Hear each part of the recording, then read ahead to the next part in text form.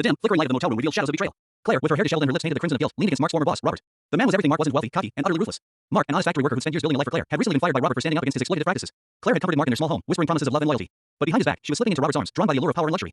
Mark had suspected her betrayal for weeks, noticing her distant stares and hurried texts. One evening, unable to bear the gnawing doubt, he followed her. His worst fears came true as he watched her enter a seedy motel with Robert. Rage boiled in his veins, but he walked away, silent and simmering, a plan already forming. For weeks, Mark prepared in the shadows. He learned every detail of Robert's life, his routines, his vices, his weaknesses. Meanwhile, he feigned ignorance at home, his demeanor calm but his eyes cold. Claire was oblivious, too wrapped up in her affair to notice the storm brewing. One rainy night, Mark struck. He confronted Claire, his voice icy and his demeanor unnervingly calm. She tried to deny it, but the evidence was damning. Tears fell as she begged for forgiveness, but Mark simply whispered, "You'll see what forgiveness looks like." The next day, Mark intercepted Robert as he left his opulent office. Disguised and armed, he kidnapped the man, dragging him to an abandoned warehouse on the outskirts of town. When Robert regained consciousness, he was tied to a chair, the cold steel biting into his wrists. Mark stood before him, a chilling calm in his eyes. "You took everything from me," Mark growled. "My job, my dignity, and now my wife." Robert sneered, trying to mask his fear. "She came to me willingly. Maybe you should have been enough for her." That was the last thing Robert managed to say before Mark's fists rained down, each one fueled by months of humiliation and heartbreak. Mark didn't stop until Robert's face was unrecognizable, his pleas for mercy drowned out by the sound of Mark's rage. When it was over, Mark left Robert battered but alive, a shell of the man he had been. He walked out into the rain, his hands stained with blood, his heart numb.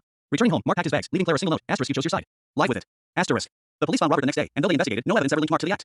He vanished into the night, leaving the ruins of his old life behind. Claire, now alone and ostracized, lived with the crushing weight of her choices, haunted by the memory of the man who had loved her too much and the terrifying consequences of her betrayal.